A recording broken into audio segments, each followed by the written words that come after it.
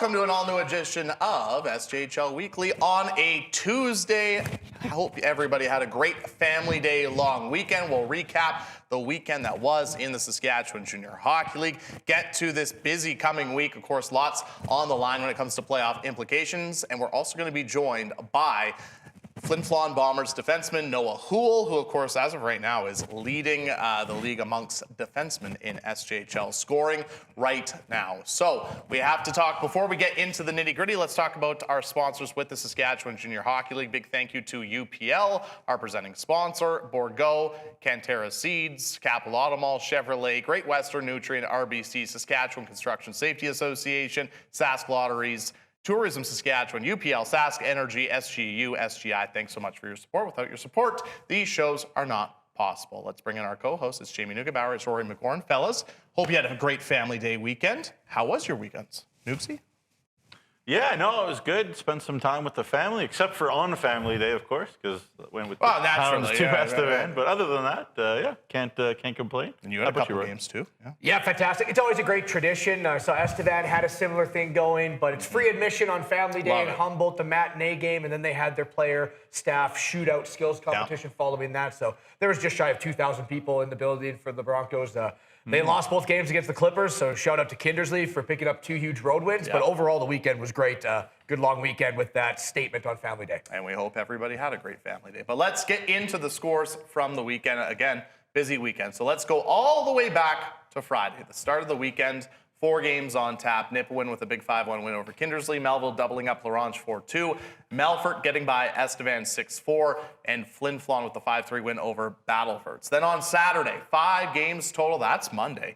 Weyburn 5-0 over Melville. Kindersley 4-3 over Humboldt. And Estevan 7-3 over Notre Dame. Of course, Saturday there was the 5 games. But lots to get into, of course, and all of our look-backs this season presented by Sask Lotteries. All right, let's start with the Estevan Bruins. A busy time and a busy stretch for them this past week.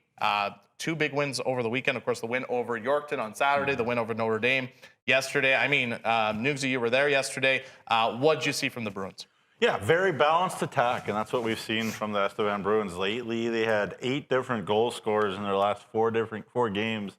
So, you know, that's that balance. And I think we all thought they had a good roster to start the year, and obviously they picked up pieces as it's gone on. Look, you know, I could talk about the fact that the Hounds did not really show up on Monday, but that would be remiss of me because the Estevan Bruins were terrific over 60 minutes, and I think if Jason Tatarnic can get this type of an effort, this type of a completeness from the Bruins heading into the playoffs, we've talked about it a bunch. Nobody will want to play them.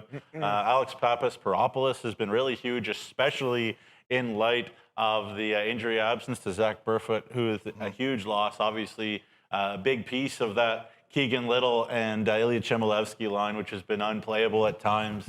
Man, Keegan Little is such a treat to watch. One of the underrated players in the league. His edges, his power on the puck. He is really, really good and does it all, obviously, in 3 zones. Gabriel Filion has really stepped up as well. 4 goals in his last 4 games as well for the Estevan Bruins. One of the fastest guys in the league, if not the fastest. And the last thing I'll say about this game here is if Spencer Borsos wasn't elite for Notre Dame in net, the Bruins could have hit double digits. They were that good. The Hounds were that poor. I'm not going to sugarcoat it. But yeah, the Bruins got to be happy. 4 points, won the right game. Yes, they lost to Melfort, but they beat Yorkton. Got to beat Yorkton if you're Estevan. And they did what they needed to do. And again, the progress, the process for the Estevan Bruins is in good shape. Jason Tatarnic's got to be happy.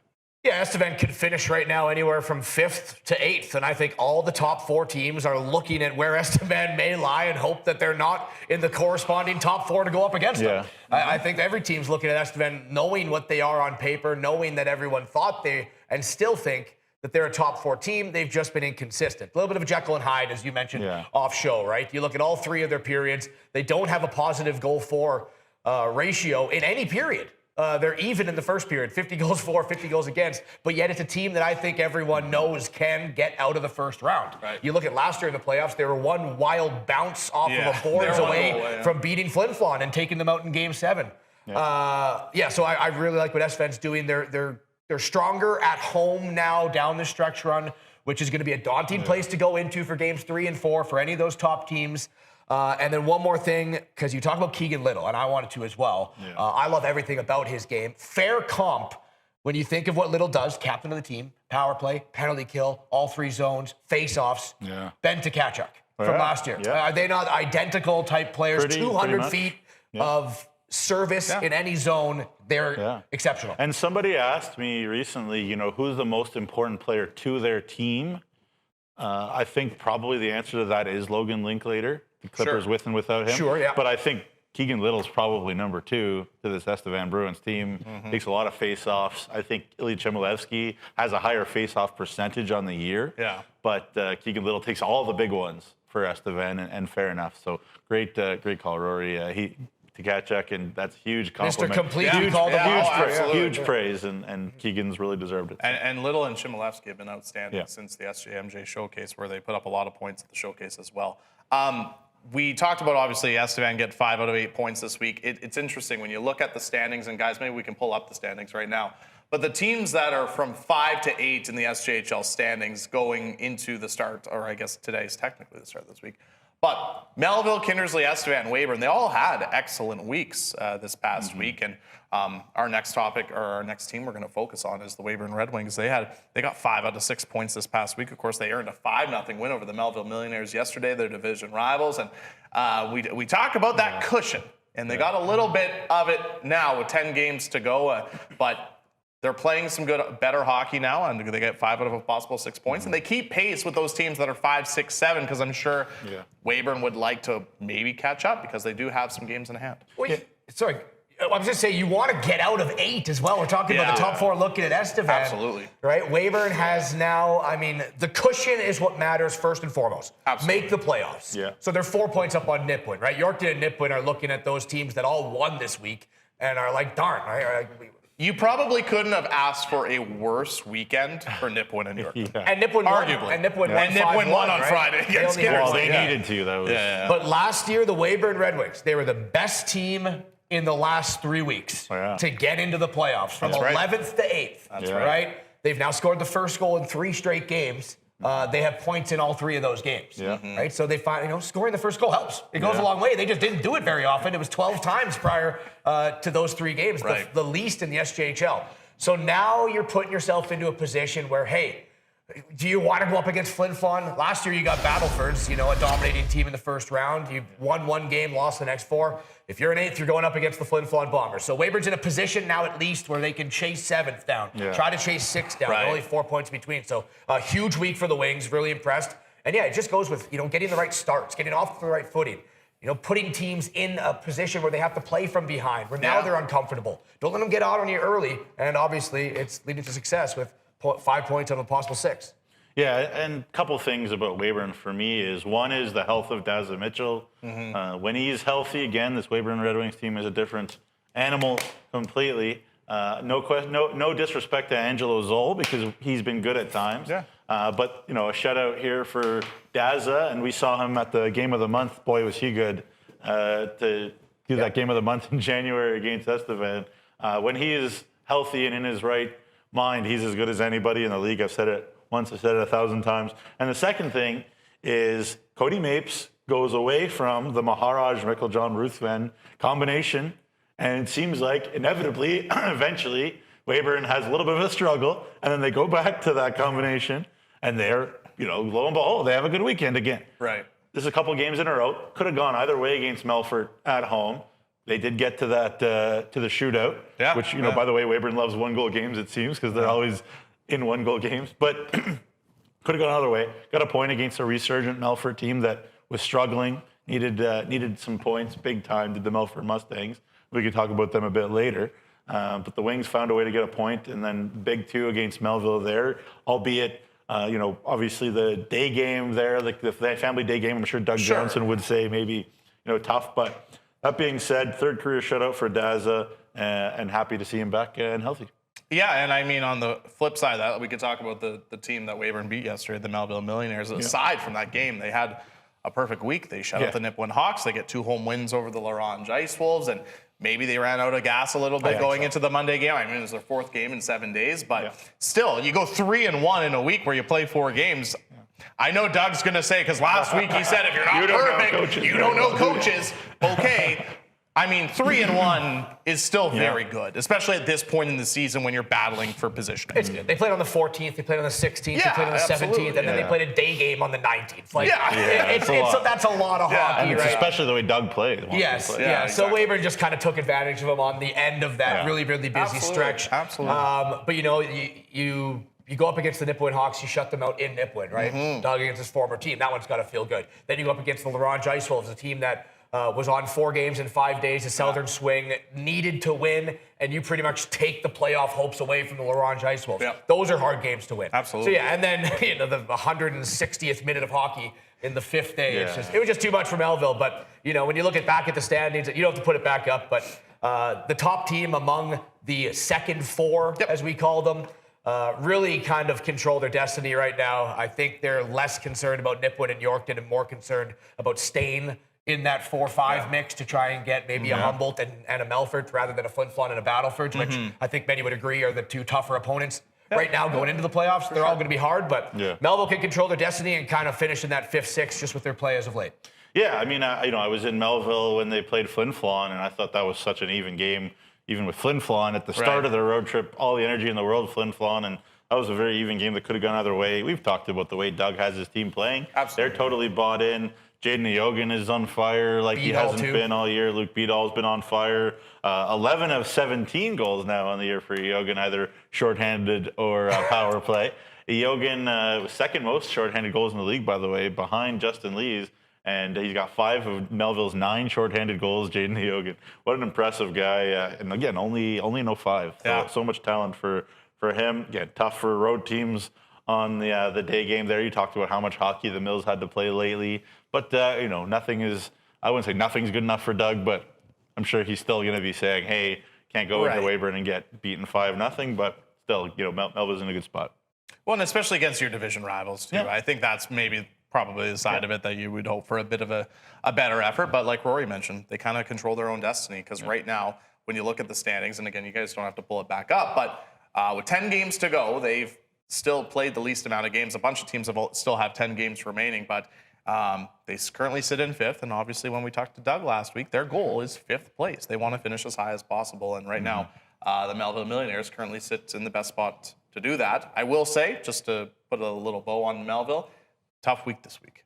They're in Melfort on Friday and home to Battleford's on Saturday. Both could be matchups. I keep looking at the 10 remaining games for all teams, right? And I'm like, who has the easy schedule? Like, no one. No one has. It doesn't seem that anyone does, right? I'm like, no, they're tough. Well, that's a tough one, right? Yeah, exactly. Yeah, well, no one's got an easy final, but we can now say that 10 games is the most that's remaining. fun. Everyone has 10 games or less in the regular season, which is exciting. It's very exciting, for sure. So that was the week for the Melville Millionaires. Let's talk about that final team in that mix who... The Kindersley Clippers, they suffer that 5-1 loss to the Nipawin Hawks. We talked about it last week, about this kind of pivotal 2-week stretch coming up for them. A very difficult stretch. Nipawin on the road, 2 games in Humboldt on the road, and then coming up, they have 2 games against Flin Flon at home. But they bounce back after a tough 5-1 loss in Nipawin, and they get 2 victories on the road at the EPA. I mean, Rory, you were there. Tell us, what did you see from the Clippers? I saw Kindersley doing a lot of the little things right? Were they the better team through the majority of 60 minutes on both nights? They were not. Sure. They were outshot handedly in both games. Humboldt put 100 pucks towards Cody Jamin, but, your goaltender was spectacular. Your power play was cooking. Your big dogs were your big dogs. You were blocking shots in the defensive zone. You really didn't get hemmed in a lot, which Humboldt likes to do to wear you down. They had a lot of shots, but Kindersley was really good to break the puck out more often than not. But it's those little things that allowed them to be in the game throughout 60 minutes, get a late power play in both games, and win the game. And before the Humboldt game on Saturday, they only had 4 wins on the road. This was the biggest discrepancy in the SJHL between how they play at home versus how they play on the road. And we know that they just had a 6-game homestand that they absolutely took advantage of. So they go on the road, and this is a tough place to win. As we mentioned, 1,800 people there on Monday, a huge crowd trying to spur the Broncos along. And Kindersley, they don't steal 3 points, 2 points. They take all 4 points and don't give Humboldt any. So just finding a way to win and doing the little things right is why Kindersley won those games. Humboldt, I think, probably feels a bit like they maybe deserve better fortune, but when you run into a guy like Cody Jamin playing like your penalty kill can't stop a power play, and it can bounce that way, and it did. Kindersley, 4 points. It was great. Yeah, and I mean, you go into a trade deadline and you say to yourself, you know what we would really like? We'd like a big minute-munching, top-pair, elite D-man, 20-year-old. How do you do that? Like, how do you find that guy? And it's so hard, so hard. And I said on the show, I'm a little worried about Kindersley, and that was like a month ago or something like that before the showcase. And I said to Clayton Jardine, yesterday, I think it was yesterday after the win there against Humboldt, I said, Jards, like I said, I was worried about you guys on the show. What do I know? He said, you said that before we got Simon Diaz. And I said, okay, well, you're giving me some credit there. I appreciate that. Diaz and Mueller, man. Simon Diaz and Brock Mueller have both been terrific additions. I especially love a D-man that comes in, plays good minutes, plays heavy, breaks out the puck. Diaz knows when to break it out by himself with his feet, because his feet are really, really good, top-notch in this league. And he knows when to make a quick first pass as well. He's got the full package in terms of the simple game. He's 27 minutes or so a night for the Clippers on the back end. You throw DeGraves with him. You have a veteran top pairing for Kindersley to really take some of that pressure off the Dennises and the Oshovies of the world, and I think that puts them in a good spot to succeed too.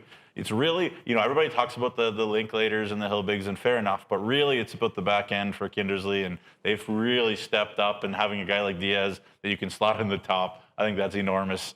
And also committed, which I will talk about it. I was going to say, I was going to tease that. Little tease. Well, I mean, some people will say it's just two players. How can they make that big of a difference, right? It's massive. When your defenseman's playing 27 minutes, you mentioned it, it takes 27 minutes away from, Russ Demo, Jacob Dennis, Austin Oshovi. Those guys are great defensemen, but they're rookies. Absolutely. It's about experience. And Diaz is logging 27 minutes a game. That's 27 minutes less for rookie defensemen, right? That just are maybe more prone to making the odd mistake. And then you look at Kindersley up front. Were they a one-trick pony? Really dominated offensively by one line? They were. Mueller comes in, pairs with Easton Ingles, and now it just gives them that second wave of attack. So, yes, two players can make a huge difference, and they certainly have with Diaz and Mueller. Yeah, it's balanced out their lineup for 100%. sure with their trades. And I mean, we were talking about it the first half of the season. It seemed like that was the one piece that they were really missing. I think we talked about it last week about Simon Diaz and we were talking about the trade deadline acquisitions.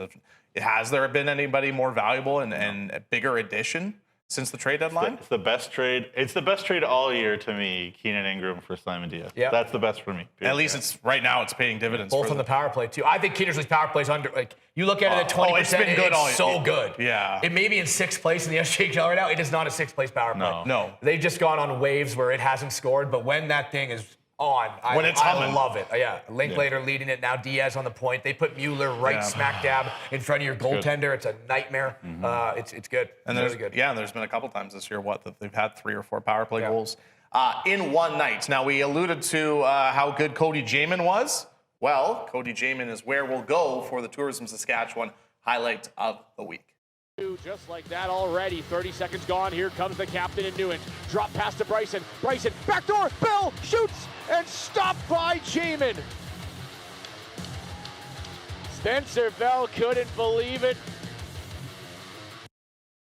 To be honest, he was great. And that's on the hottest shooter in the league, pretty much. Exactly. And the thing is with Cody Jamin, if he's going to play like that, and if he continues to play like that, especially as the Clippers kind of move into potentially getting into a playoff spot, they could be some problems in the first round of the playoffs. Yeah, anything starts with a goalie. Any upset. Yep. You never find an upset where it's like, well, the goaltender wasn't great, but they still upset him. It doesn't happen. No. You need to start with your goaltender to create the upset, and they got Cody Jamin in there. For sure. All right, finally, let's talk a little bit about, obviously, we alluded to the 4 teams, obviously, battling from 5 to 8, but we got to talk about the kind of the top 2 teams going head-to-head at the Whitney Forum in 2 very entertaining games. That Saturday game was wild, and, of course, we'll talk to our guest, Noah Houle, about it coming up in a bit. But Flin, Flon, and Balfords this weekend, it was just as advertised. Both teams earned a victory. Both games were wild. I mean, that's what you kind of just expect. I mean, the season series between these two clubs has been outstanding.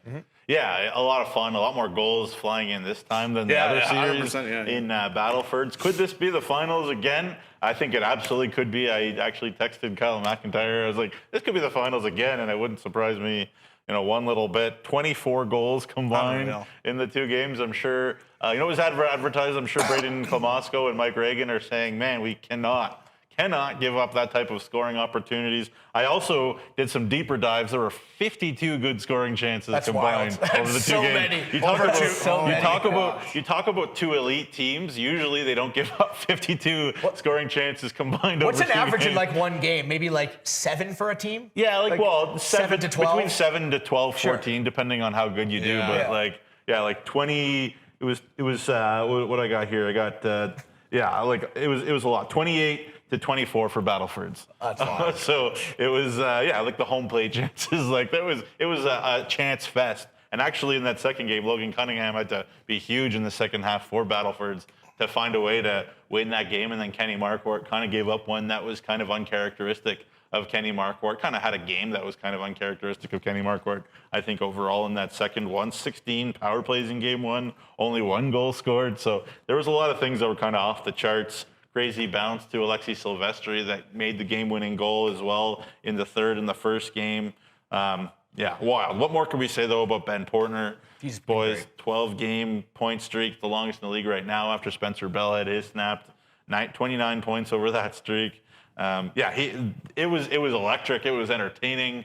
It was not for the faint of heart. It was a lot of fun to watch. If this is the finals, sign me up. I'm sure both Mike Reagan and Braden Klamosko are hard on the video saying, how can we be better defensively than they were in this one? But certainly for the neutral fellas, it was a lot of fun to watch. Yeah, I don't think you're going to score 8 goals very often against the Flin Flon Bombers. No. So they're obviously... Not in the Whitney either. No, not at the Whitney. But what the win does for the Battlefords North Stars is now give them the belief they can beat the Flin Flon Bombers and they can beat them on the road, which if this is a final series, you're going to have to go and do at least once, even if you clean up all 4 of your own home games for the Battlefords North Stars to try and be repeat champions. If this is the final. Of course, there's going to be 6 other teams trying to prevent this from being the final, and it's very, very possible. Wild things can happen in the playoffs. Both these teams are beatable. No one's invincible in this league. But let's say if you run it through the final 10 games and then into the first couple rounds of the playoffs 100 times, I would say that these two teams would probably meet in the finals 65 to 70 of those times. That's just where we're trending on with these two teams and their trajectory and what they've done so far throughout this season. But the big win for the North Stars is the belief. Yes, Flin Flon's won 3 out of the 4 games, but you can't discredit how important it is to get a win in a building where you may expect to go to play in the playoffs. And with the final one, the last taste to remember it, I'd say it's huge for the North Stars picking up that 8-6 win. And interesting stat, the year that the Bruins were dominant, obviously went to the Centennial Cup when they hosted it and won the league in Game 7. They had 15 shorthanded goals all year. And we all said, what a dangerous shorthanded team they are, scoring shorthanded goals at will that year. Well, how many shorthanded goals do the Flin Flon Bombers have right now? 15. 15, yeah. And they have a bunch of games left. So they are just crazy, dangerous shorthanded. They're dangerous all the time. They're the Flin Flon Bombers, but pretty interesting stuff. A great series, really entertaining, really enjoyed it. For sure. And I just, my final point, I guess, would be no matter what, with the way the Flin Flon Bombers have been obviously this year and where they're going to finish in the SJHL standings is if you're going to knock them off in the playoffs, somebody's going to have to beat them in the Whitney for them. Yeah. Right? And that's something that they haven't had in the last 6 years where they've lost 4 times in the league final. What's one thing that they haven't had in all 4 of those series? Home ice advantage. Home ice advantage. That's right. So it makes a big They've earned it. They have.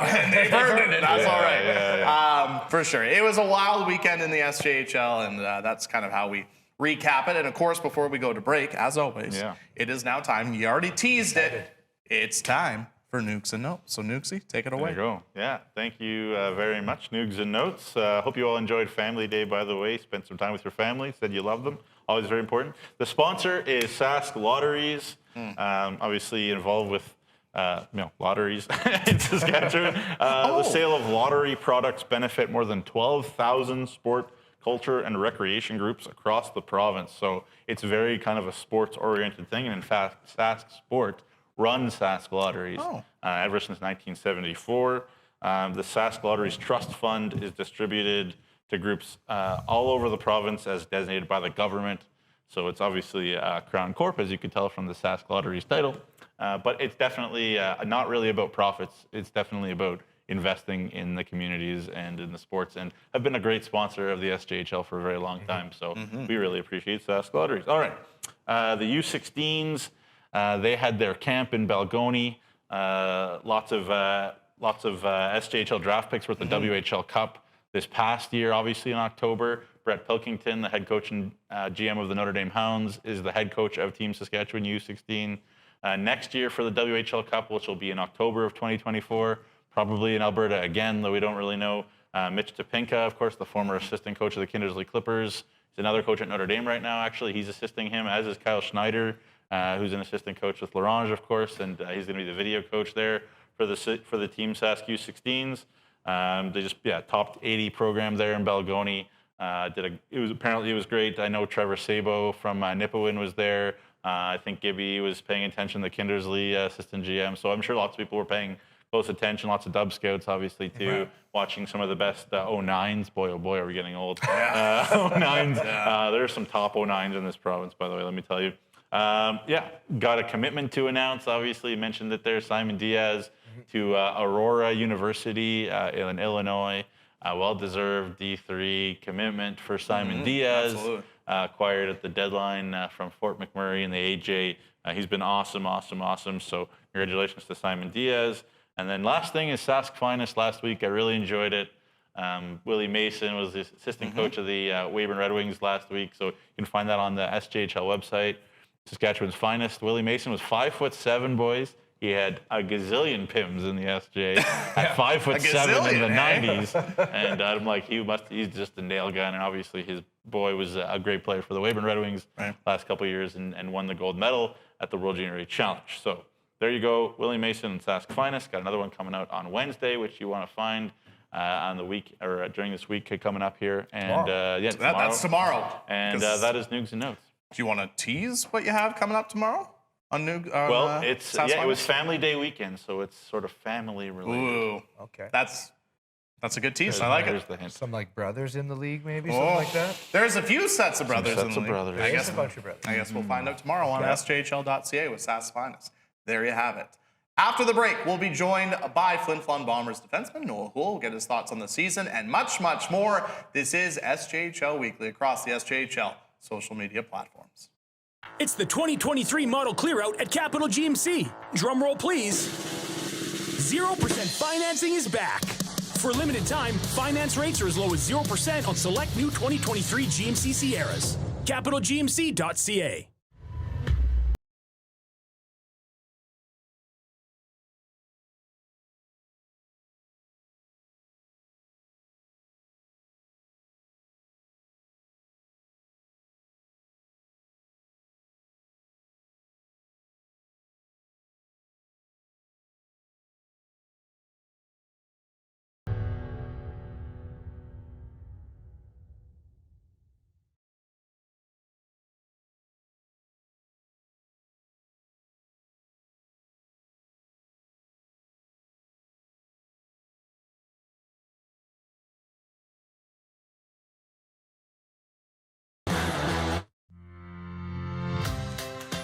Connecting with customers can be tough, but it doesn't have to be. At Direct West, we have the marketing tools and expertise to help introduce your business to the masses and help it grow.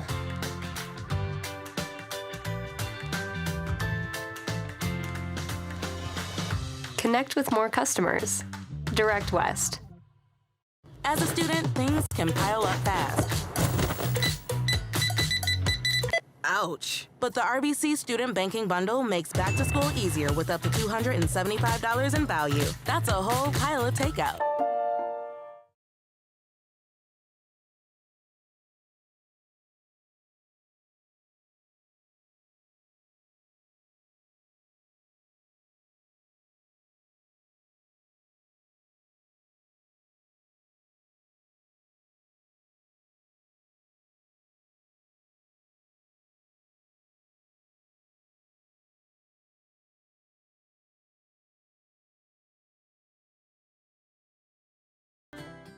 Today, online bullying is more common than ever, but there is help.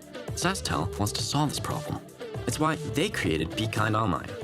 If you're a victim of online bullying or know someone who is, or even if you just want to stop it from happening to anyone, this is a place to learn what you can do. You can find lots of tools and tips to help you stand up to cyberbullying. Be Kind Online is a place to learn how to stay safe as well, to learn best practices and plans to stop cyberbullying before it even has a chance.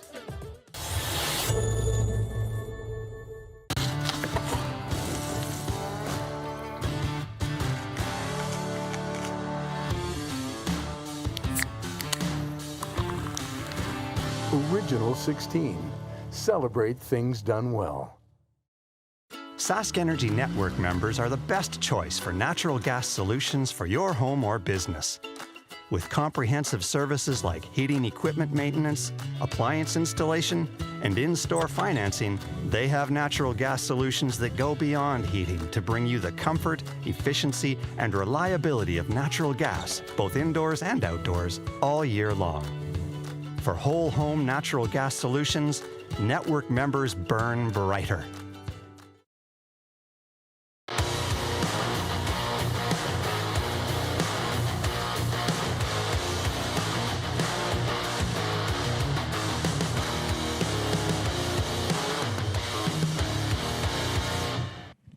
Welcome back to SJHL Weekly across the SJHL social media platforms. It is Nukesy, Rory, Jeromy. We appreciate you tuning in on this special edition of SJHL Weekly on a Tuesday because of the Family Day long weekend.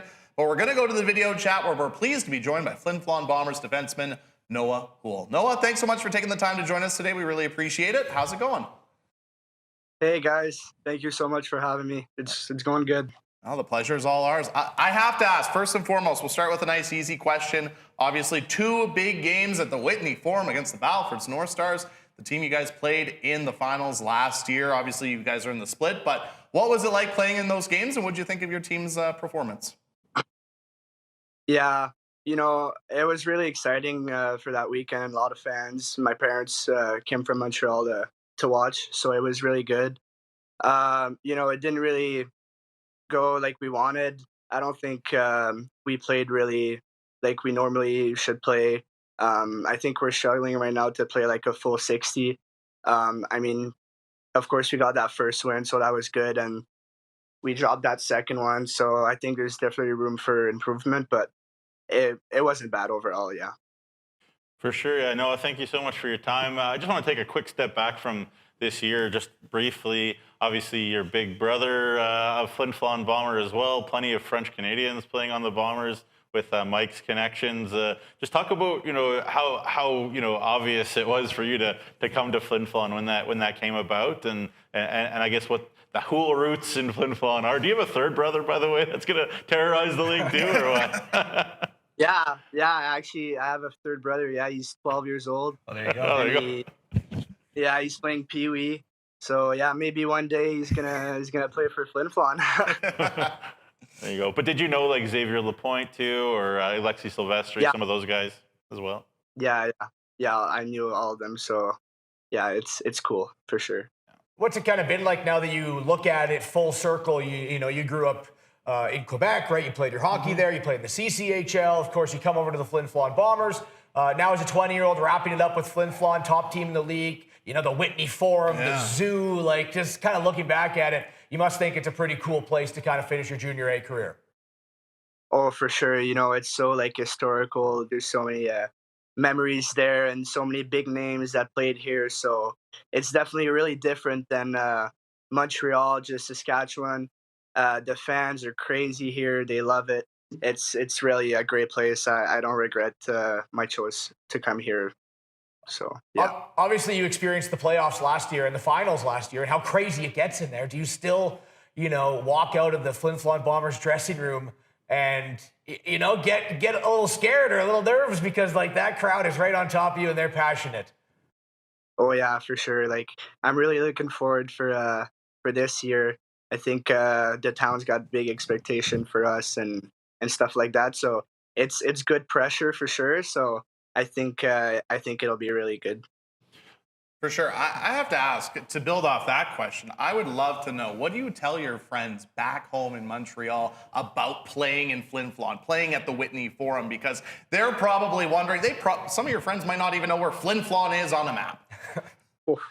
Oh no, for sure. Like when I first told my buddies I was coming here, they're like, where are you going? Like, I had to repeat the name a few. Oh no! Oh, too bad. But no, like it's great out here. I tell them that it's like you're a superstar. You just walk around town and everyone knows who you are and stuff like that. It's really nice. For sure. Yeah, for sure. I mean, obviously you guys have had a great year, losses very few far in between. So you talk about, Mike Reagan maybe trying to get, messages to you guys to play 60 minutes and whatnot. What's that challenge like? You think, I mean, I guess I'm not going to ask you to say like from Mike's perspective, but like from your players' perspective, you're still winning, you're still beating teams, you're still, scoring a lot do goals. Is it sometimes a challenge to say, hey, we still need to find ways to get better even though the wins are still coming? Like, do you understand the question? Yeah, no, I do. We try to always find a way to motivate ourselves to like a new challenge every game.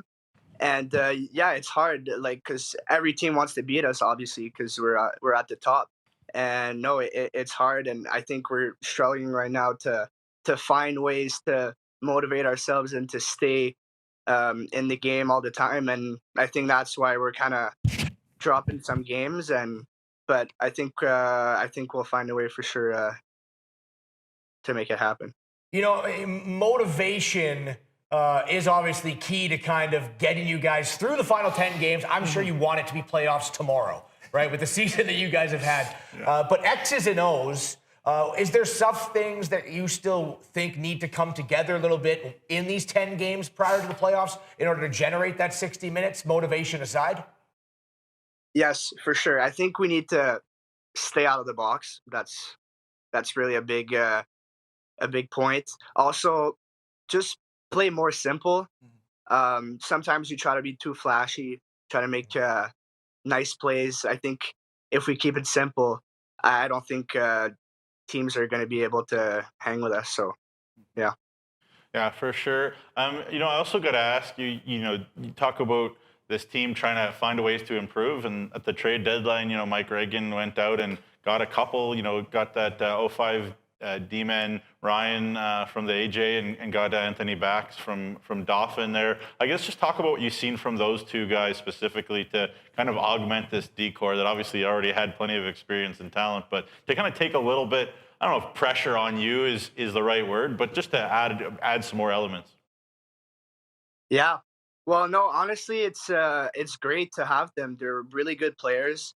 And honestly, I feel like it kind of pushes us, or the other D-men, to be better and to be better every night. Because that if you don't perform, if you don't do your job, someone can take it any day. So I think it's motivation, honestly, again. And yeah. Just talking about yourself and your personal game, if you want to pat yourself on the shoulder or something, but I'm not sure if your 60 points are actually the second most by a defenseman in the SJHL over the last 18 years, pretty much. Only one player, Josh McDougall, in 2017 had more than 60 points. So you've really put yourself into a position where you're one of the best defensemen the SJ has seen over the last few handfuls of years, which is impressive. Did you expect that this is the season you could have before it started? And what's kind of been the biggest proponent towards it? Yeah, it's awesome. I wasn't expecting that at all. When you look at when I first came last year, it definitely wasn't the same. But honestly, I think the biggest thing is the team, my teammates. I've got such a good team with me, and I don't know, like, our power play is just clicking all the time, and I just, my teammates are really helping me to rack them up. So yeah.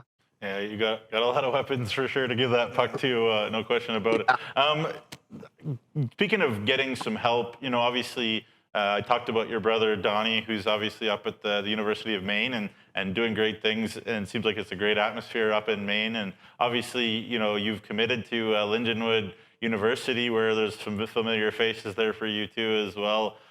Just talk about what kind of advice maybe Donnie's given you, and also maybe like sort of as a point B, like what why Lindenwood, and just how much of a burden it was kind of as a 20-year-old off your shoulder, kind of having that D1 commitment in your back pocket. Yeah, for sure. So from Donnie's perspective, he's kind of telling me to, live in the moment, enjoy everything, because he truly misses being in Flin Flon. And yeah, just because he tells me how much there's a big step from junior to D1. So just give your all, and really like the little details matter. And for Lindenwood, I mean, it's a new program, obviously. So I just kind of have a good opportunity there next year.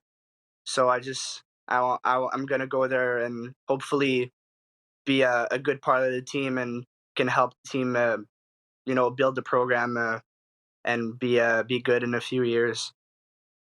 Tons of SJ players. A lot of SJ there, players. right? I sometimes call it SJU, Noah, because like it seems like it's where like a lot of kids go, including my good buddy Elliot Dutil, who you may or may not know. Yeah. There you go. Yeah, I know him.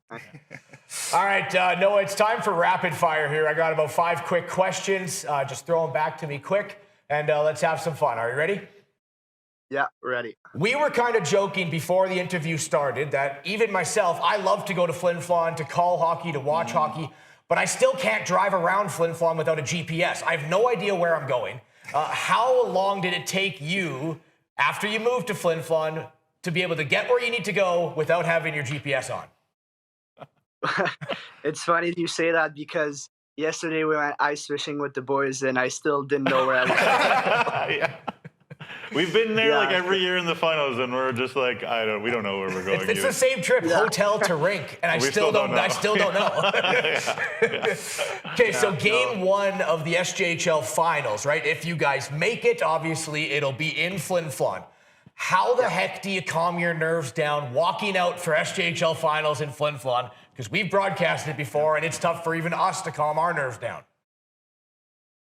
Yeah, I don't know. Just try to take some deep breaths and say enjoy the moment. So the Humboldt Broncos, they just did their skills competition and shootout kind of Calcutta after the game yesterday on Monday.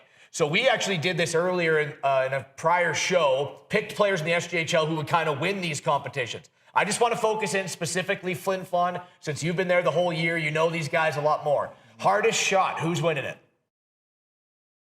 Probably Justin Lees. Accuracy shootout, who's winning it? After a shootout? Accuracy, yeah, hit the 4 targets. Oh, accuracy. Probably Carter Anderson. Okay, how about the fastest skater? Carter Anderson. And how about the shootout? If you guys, the Calcutta shootout, who's coming on top of that? Jacob Vockler. Vockler, there you go. Ooh, there you go. I kind of said that Carter might win every award if there was like a league thing, but anyway. Well, I guess I'm done with rapid fire, but Nugsy says every time we have a Flin Flon Bomber guest on, we have to get him to do one thing if he wants to. No, and you have to do it. You have to do this. Look, he's iconic. Some of us think he's the best. You have to. I know on the bus, you guys had lots of time with Rob Hart. Yeah, he knows where this is going. You knew it was coming. coming. He knows where it's going. I'm sure you've got a good one. You got to give us just a little bit of Rob Hart. I don't like Rory giving you the option. You have to do it. Give us a little bit, Noah. Come on. I don't know, honestly. Okay, fine. I'm sorry, guys. That's okay. That's fine. We do it all the time, I'll be honest with you. Yeah, we just do it not on a TV show. But Noah, thanks so much for the time. We really appreciate it. Congratulations on the season so far with the Flin Flon Bombers, and obviously continued success the rest of the way and into the postseason. Thank you, guys. I appreciate it. Thank you. All right, that's Flin Flon Bombers defenseman Noah Houle, who, of course, yesterday, which we're going to get into it just right now, is Players of the Week. He's won a lot of awards this year, and of course, like Nugsy mentioned, committed to Lindenwood for next season. He's had a superb season, and he's already at 60 points going into. I think we might be, not buying the season that he's been having on how great it's been. He's got 10 games left. Yeah. And he's already the most points in the last 18 years outside of one player, Josh McDougall, who had 74 points. He could even pass that with 10 games left. I don't put it past him. Yeah, Josh McDougall was really good. Yeah. Went to Mercyhurst, obviously. That's the kind of season Noah Houle's having right now. Yeah. Of course, the Flin Flon Bombers, they're dominant. They got a lot of talent. He's going to be a beneficiary of that, but he's having a special year. 100%. And I think what you say, Tynan York had 54 last year? 54 led the league, yeah. There you go, and he's already passed it by 6 points. Yeah. We're going to get into Players of the Week right away. We have to have a bit of a shortened episode of SJHL Weekly this week. That's because one of us has a hockey game tonight on the road. Nukes. So, just the one break today. You guys are off right after the show. You're heading out. Yeah, he's got to meet the Hounds in like 45 minutes. So it's going to be a bit of a shorter show today, but that's okay. So we're going to get right into Players of the Week. It was announced yesterday, but we're still going to talk about it. So let's start with SGU MVP of the Week. And I just want to, before we, talk about it, worth mentioning, these awards was from Monday to Sunday. This does not include yesterday's games. Before anybody complains. Yesterday's games and next week's Player of the Week. Bingo. Got it.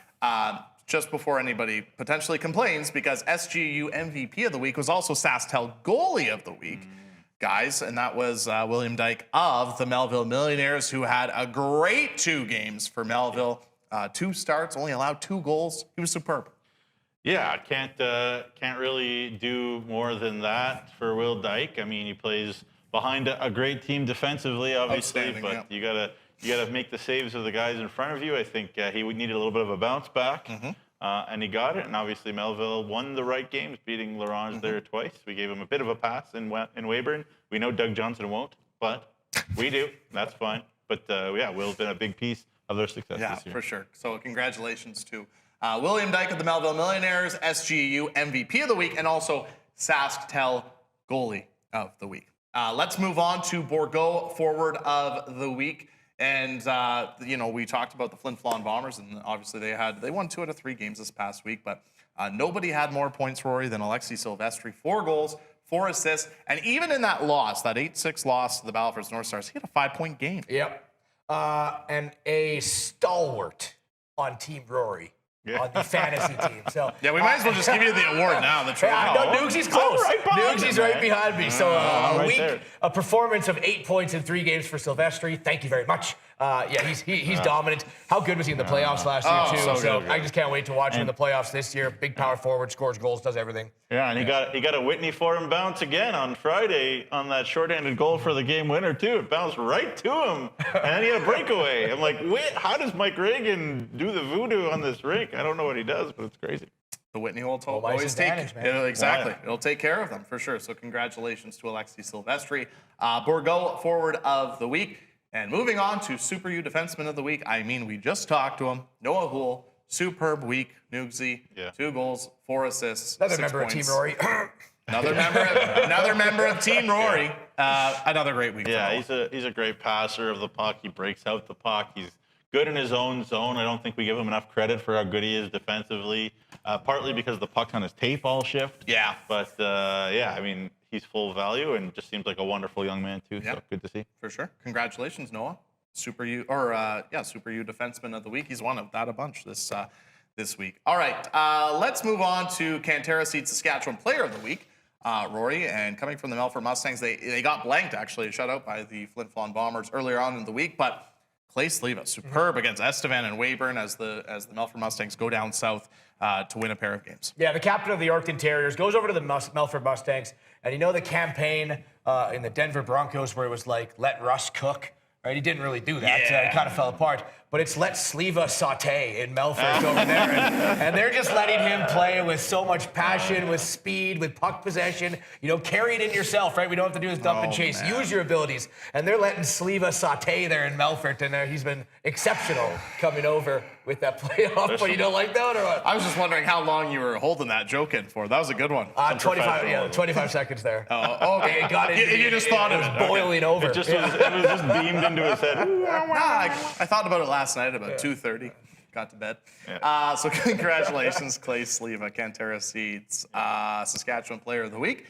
And last but certainly not least, changing up the order a little bit, Direct West Rookie of the Week, Nugsy, Luke Beadle of the Melville Millionaires. He has quietly climbed the leaders when it comes to rookies. He's second in rookie scoring now. Yeah, First in goals, too. First in goals. Yeah, he's a pure finisher. He's big. He can skate. To me, he was the #1 snub at the SJMJ Showcase because he's been awesome for Melville from start to finish. Even the first preseason game I saw him, Melville played Notre Dame, I was like, who is this kid? Yeah. Man, he has been dynamite. An 05. Look, if you're a D1 program, he's an American kid too. He can skate. He's learning to play the game the right way under Doug. What more do you want? Yeah, you love when teams, when you think they're going to be maybe in a rebuild year, right? Shock you. And then look at who's leading this, right? Who is leading the charge? And it's guys that are hopefully going to be in the league for a few more years to come. Luke Beadle, Jaden Neogan, right? Of course, they still have Colby Ball, Caden Jury, a couple other sprinkles in, but these new guys coming in, love to see that. And they've added some vets. They've added Mabin, they've added McKesh, they've added Carlson, they've added Norris, et cetera, et cetera. They got a good thing going in Melville right now. Yeah, they got a great team for now and also a great core for the next couple of years in Melville. So congratulations to Luke, Direct West Rookie of the Week. And of course, you can read up about all of the players of the week for this past week on SJHL.ca. I sure hope the article is live by now. It's been a day. It was up yesterday, so it's up on SJHL.ca. All right. I guess technically the new week in the SJHL kicks off tonight. Depending on how you want to look at it, it could have kicked off yesterday. I include yesterday's games in yesterday's weekend. But the new week kicks off tonight with one game on the docket as the Notre Dame Hounds, we alluded to it, Noogsy's got to catch the bus here shortly, taking on the Yorkton Terriers. Terriers 6 points back of a playoff spot, 10 games remaining, as close to a must-win game as possible for the Yorkton Terriers here tonight. And then Wednesday's an off night, and then there's a couple of games on Thursday. Massive one at the EPA, Rory. Flin, Flon, and Humboldt. That should be a lot of fun. And then Nugsy has another one for another important game for the Nipawin Hawks, though, as the Hawks kick off 3 games in 3 nights in southern Saskatchewan.